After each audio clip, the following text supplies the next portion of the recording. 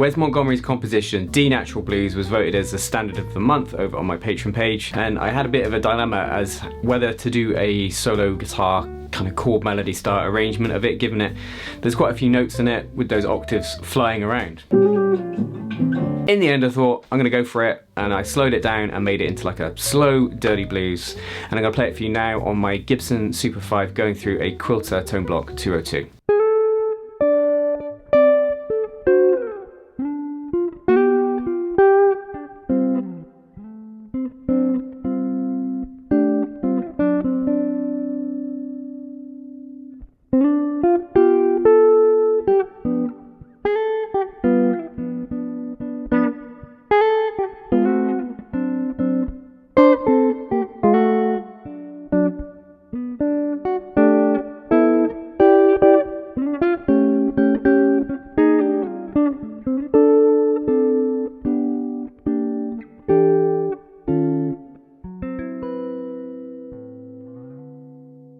Now my previous video broke down the changes to this tune, so if you've not watched that yet and you want to learn the chords, I'll put that on the screen for you.